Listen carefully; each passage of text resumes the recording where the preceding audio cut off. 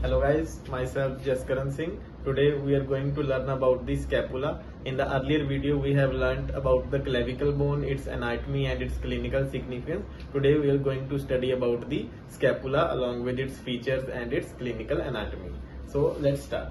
So scapula जो हमारी bone है एक thin flat bone है which is present at the posterolateral aspect of the rib cage. ये जो बोन है हमारी, अगर हम सपोज करें ये रिब केज है तो रिब केज हमारा स्ट्रेटली वर्टिकली अलाइंड है और जो स्कैपुला बोन है, for example it is a scapula bone, वो हमारे ऐसे कनेक्टेड है रिब केज के साथ, जबकि शोल्डर का मूवमेंट होएगा तो वो साथ में हेल्प करेगी। आप देख सकते हैं ये कंप्लीटली जुड़ी नहीं हुई है रिब केज के साथ, इसका सिर्फ जो आगे वाला हिस्सा है जो सुपीरियर एस्पेक्ट है वो कनेक्टेड है, जबकि जो इंफीरियर है वो फ्री टू मूव है। तभी हमारा जो शोल्डर का एबडक्शन मूवमेंट होता है वो फ्रीली हो पाता है with the help of the scapula as well as the serratus anterior muscle. So हम लोग वापस स्कैपुला पे आते हैं। सो इसकी एनाटॉमी से हम स्टार्ट करते हैं। तो स्कैपुला एक थिन फ्लैट बोन है, इसके दो सरफेसेस हैं, एक है वेंट्रल एक है डॉर्सल, जहां हम उसको कह सकते हैं वेंट्रल को एंटीरियर सरफेस और कोस्टल सरफेस। कोस्टल इसलिए क्योंकि ये कनेक्टेड है विद द रिब्स, और दूसरा सरफेस है डॉर्सल और दी पोस्टीरियर सरफेस। ये दो हो जाते हैं हमारे सरफेसिस। उसके बाद हम लोग कोस्टल से समझने से स्टार्ट करते हैं। ये है हमारा कोस्टल सरफेस। इसका अगर हम बनावट देखें तो ये होता है कनकेव लाइक दिस, इंडेंट है। जैसे कि हमने कल क्लेविकल के कर्वेचर्स पढ़े थे, तो आज हम जैसे देख रहे हैं वही सेम चीज। इसका जो अंदर वाला कोस्टल सरफेस है स्कैपुला का वो कनकेव इन शेप है, जबकि जो डॉर्सल है वो है convex in shape.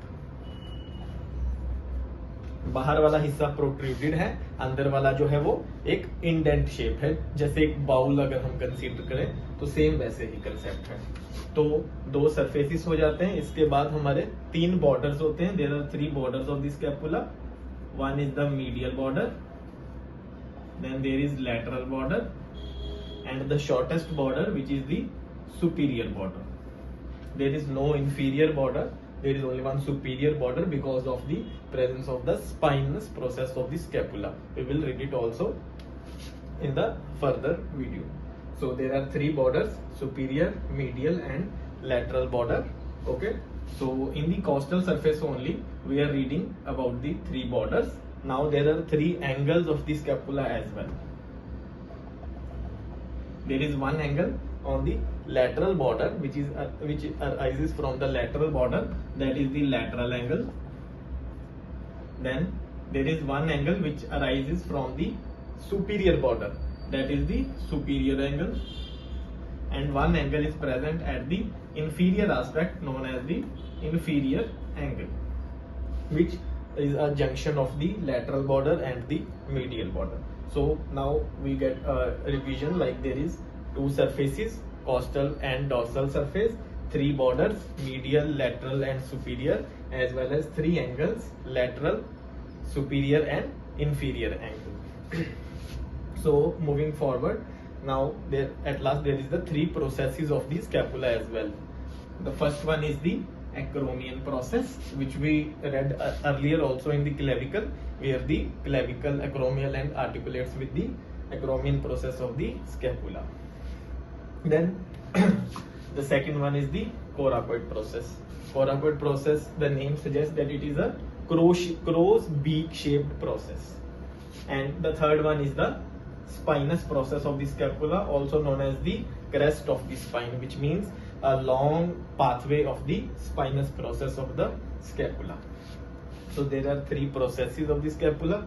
Okay, so moving further, this oval structure, as you can see in the video, it is the glenoidal cavity, or we can say the glenoidal fossa of the scapula. Fossa, you know, fossa is a cavity or a indentation, like this is also a fossa. So the glenoid cavity or glenoidal fossa gets articulated with the head of the humerus and they comprises of the shoulder joint.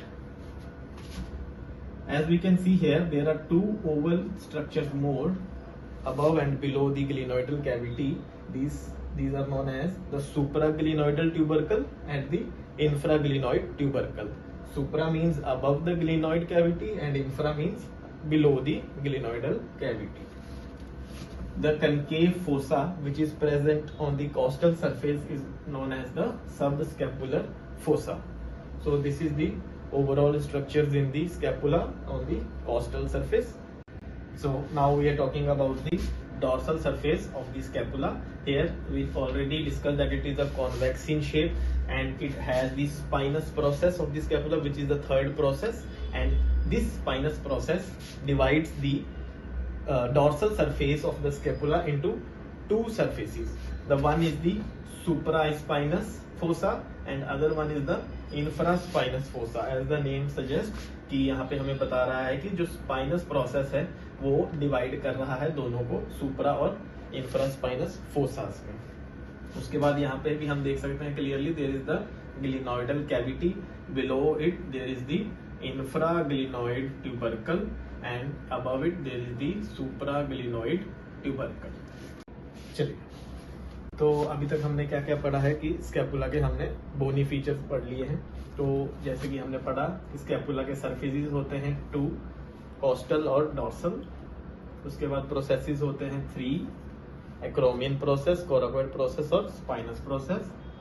उसके साथ borders भी होते हैं 3, lateral, medial और superior border, as well as angles हैं जो वो भी 3 हैं, सुपीरियर, इंफीरियर और लैटरल एंगल. चलिए अभी हम बात करते हैं muscle.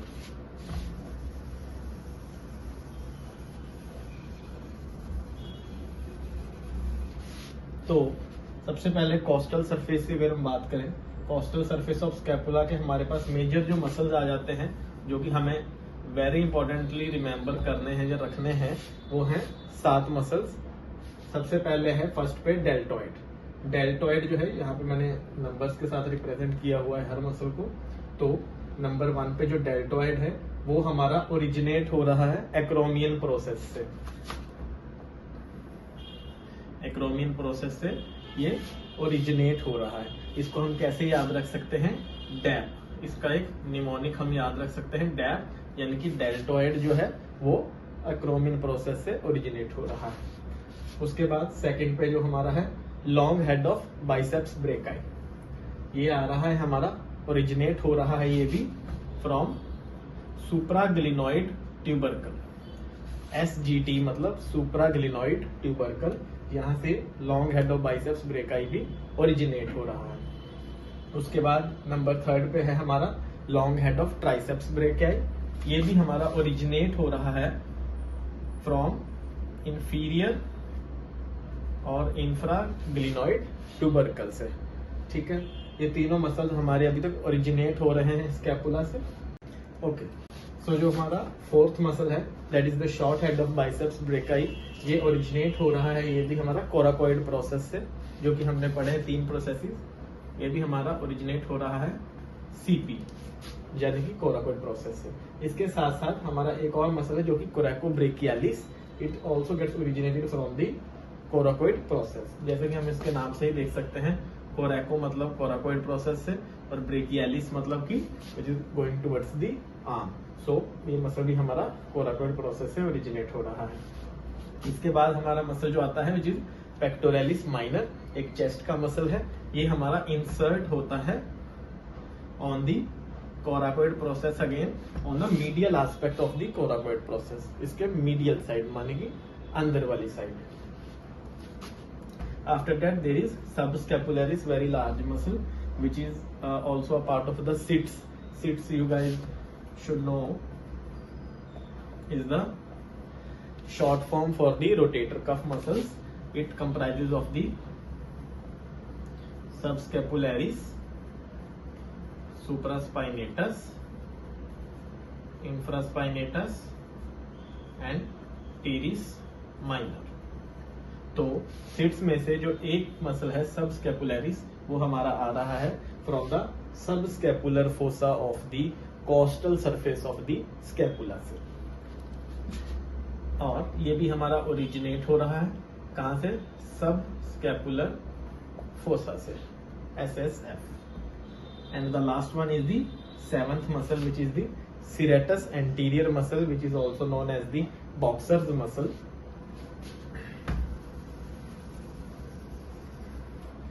Which is also known as the boxer's muscle or boxing muscle. ये भी हमारा इंसर्ट हो रहा है on the medial border, along the medial border of the scapula. ठीक है गाइस, तो ये 7 मसल्स हैं जो हमारे ओरिजिनेट और इंसर्ट हो रहे हैं on the costal surface of the scapula से। तो आइए अब हम पढ़ते हैं डॉर्सल सरफेस से कौन से मसल्स ओरिजिनेट और इंसर्ट हो रहे हैं। तो यहाँ पे मेजरली हमारे 10 मसल हैं जो हमने याद रखने हैं। जो वेंट्रल सरफेस था उस पे थे 7 मसल्स थे। तो मेजरली यहाँ पे सुप्रास्पाइनेटस सबसे पहले हम देखेंगे, तो जो कि हमारा प्रेजेंट है on the supraspinous fossa. सुप्रास्पाइनस fossa हमने पढ़ा था, जो कि हमारा जो स्पाइनस प्रोसेस है स्कैपुला का वो डिवाइड कर रहा है हमारे डॉर्सल सरफेस को into 2 fossas, which is the supraspinous fossa and the infraspinous fossa. So हमारा जो सुप्रास्पाइनस फोसा है उससे ओरिजिनेट हो रहा है हमारा muscle supraspinatus. Supraspinatus is getting originated from the supraspinous fossa. After that अगर हम बात करें द इंफ्रास्पाइनस फोसा में, तो वहां से हमारा जो मसल ओरिजिनेट हो रहा है 9th नंबर पे, which is infraspinatus from the infraspinous fossa. Okay, ये 2 हमारे मेजर मसल हो गए जो कि इनके फोसास के नेम से ही बनाए गए हैं। After that on the crest of the spine, और we can say the spinous process of the scapula, जो कि हम ये लंबा बोन का स्ट्रक्चर देख रहे हैं। इसके अपर बॉर्डर पे अगर हम बात करें तो we are getting the insertion of the trapezius muscle on the upper border of spinous process of the scapula. On the upper border of the spinous process of scapula we are getting the insertion of trapezius muscle, while the lower border or the lower lip of the spinous process of scapula gives origin to the deltoid muscle. Lower spinous process of the scapula, the lower lip is giving origin to the deltoid muscle. तो जो हमारा teres minor है, जो भी seats का एक part है, ये भी हमारा ओरिजिनेट हो रहा है from the lateral border of the scapula just below the glenoid cavity. This is the glenoid cavity. इसके जस्ट बिलो हमारे जो 2 सेगमेंट्स हैं, इसको हम कहेंगे अपर 2/3 सेगमेंट जो है, जो कि लैटरल बॉर्डर का है, वो कवर्ड अप है with the teres minor. Upper 2/3 of the lateral border. After that हमारा आ जाता है टीरिस मेजर। माइनर के बाद मेजर, ये भी हमारा ओरिजिनेट हो रहा है from the lower 1/3 of the lateral border. यहाँ पे हमारा नंबर 5th जो है वो है teres major. Okay, so number 6th पे हमारा आ गया है लेटिसिमस डॉर्साई मसल, जो कि ओरिजिनेट हो रहा है from the inferior angle.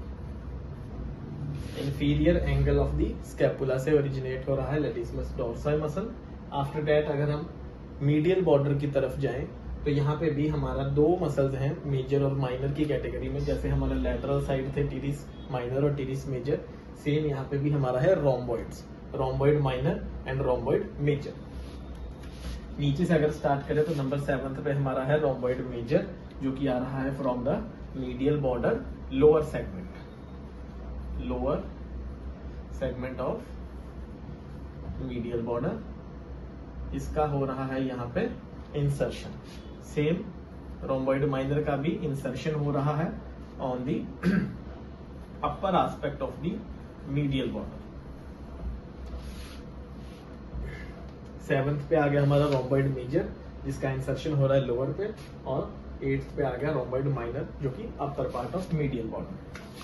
9th हम इंफ्रास्पाइनेक्स ऑलरेडी डिस्कस कर चुके हैं इंफ्रास्पाइनस फोसा पे।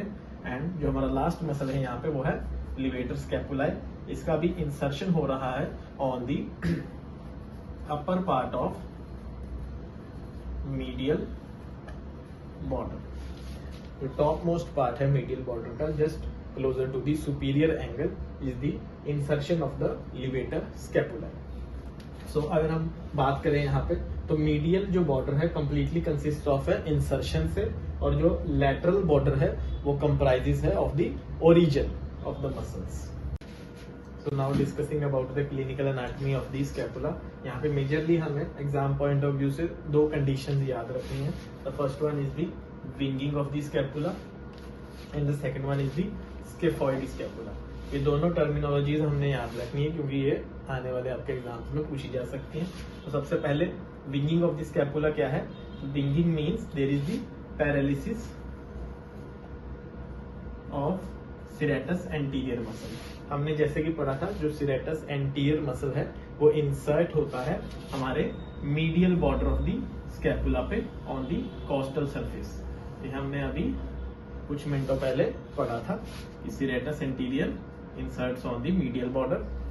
तो अगर इस मसल का पैरालिसिस हो जाता है then this part of the scapula gets hampered which leads to the prominency, unduly prominency of this border of the scapula, जो कि हमें क्लिनिकली अगर हम असेस करेंगे पेशेंट को तो हमें दिखेगा, विजिबल होएगा, एंड इट लीड्स टू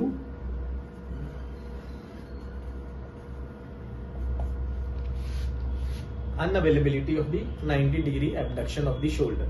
जो भी हमारा जो एबडक्शन है शोल्डर का एबडक्शन मूवमेंट है वो 90 डिग्री से ज्यादा नहीं हो पाएगा because of the paralysis of this muscle, because this muscle is responsible for the overhead abduction of the shoulder. So जो हमारा सेकंड कंडीशन है वो है स्केफॉइड स्कैपुला. जैसे कि हम इसमें देख सकते हैं जो हमारा मीडियल बॉर्डर है वो कन्वेक्स इन शेप है, बट इस एनोमली में इसमें क्या डिफेक्ट होएगा that this shape gets converted into a concave shape. The medial border gets concave in shape. So this is a developmental anomaly of the scapula. Okay guys, तो ये था scapula का anatomy और उसका clinical significance along with its muscle attachments. तो अगली video में हम ह्यूमरस की बात करेंगे, और अगर आपको कोई भी इसमें क्वेरीज हो, क्वेश्चंस हो तो आप कमेंट बॉक्स में पूछ सकते हैं. Thank you so much.